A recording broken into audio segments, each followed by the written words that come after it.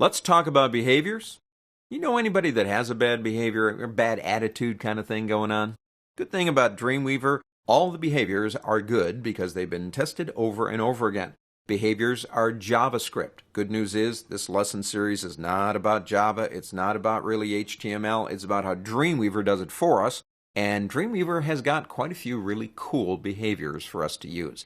Let's begin in this segment just by playing. Sometimes just playing with something gives you a good idea how you can work with it. Go up to the word File on the pull-down menu and go down to New and select Blank Page, HTML, None. We are starting from scratch. Come over here into your files. Don't forget we are in the classic work mode. Go into your Files area tab and go into your images. These images, got a lot, have similar names, so you want to make sure you can see the whole name. For example, if I do this, you don't see the whole name because I want you to pick up Channel Mask, not Channel Mask 2. Subtle difference. Grab it and drag it. I know we usually do alternate text. That's a good thing. We're just playing. We're going to leave that alone. Click OK. We have a Napa Valley tree, and it's a happy tree, and we want to do something to this happy Napa Valley tree with a behavior. Go over here into Tag Inspector. Now, I'm going to bring that out so you can see it. You have a button for attributes, and you have one for behaviors. That's where we want to be right now, in behaviors. Make sure you have the Napa Valley tree selected. Click the plus sign right here because we're going to attach this behavior directly to that image. You'll notice some of them are grayed out. It's because the element we have selected isn't supported by them, so they'll be gray. Let's go to Effects. Now, in Effects, you have a lot of things. Blinds and grow and shrink and highlight, shake, slide, and squish are actually kind of interesting.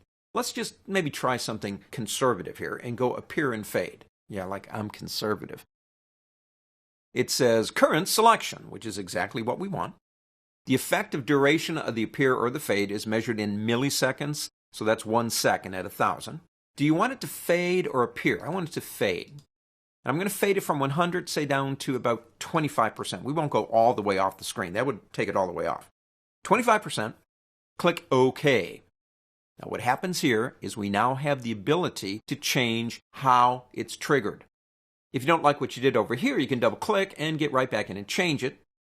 If you want to change how it's triggered, you click here. Let's leave that alone just to see what's going to happen. Let's go ahead and save this. Let's give it a name like Fade.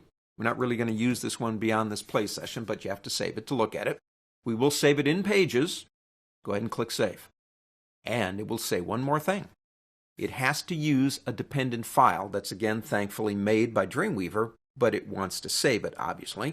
Click OK. I want to show you one more thing over here now in our Files tab. We now have another folder called Spry Assets. When you move this site to your host, make sure that goes along with it or it won't work. But the cool thing is, we didn't write it, Dreamweaver did. What do we do now? Well, let's look at it, see what it does.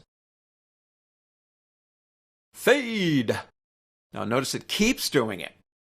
Every time I click, because my action said on a click, I want you to go to 100 and go down to 25. Well, that's not really what I want here, so let's do this. Let's get out of the browser. Let's come back here, select the item that we want to fix. Come over here, Appear Fade, double click, and simply activate this item here, Toggle Effect. That's all you have to do. It wasn't that easy years ago.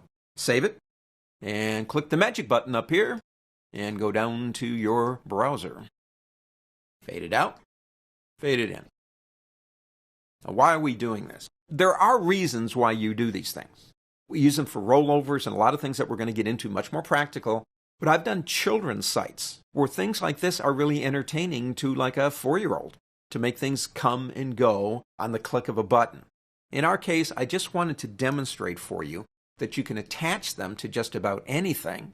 And then once you have them attached, you can actually do things here. And while we're at it, let's add one more. So we're going to come up here again, make sure you got that selected, right? Come up here and go into Effects again, and let's do a grow and a shrink. Okay, current selection, effect duration, same amount of time. It's going to shrink, and let's shrink it down to 25%. And we're going to toggle it. You can shrink it from center or have it shrink to the top left corner. We'll leave it on center, click OK. We want this on a click, which is fine. That's the default. Let's go ahead and save it. And let's try just one more. Click. Yeah. Click again. Isn't this fun? Believe it or not, there are practical applications for doing what we're doing. There are reasons, like in rollover buttons and a lot of other ways that we can use them. We're just having a little bit of fun before we get started. In the next lesson, we'll get a little bit more practical about what we're doing.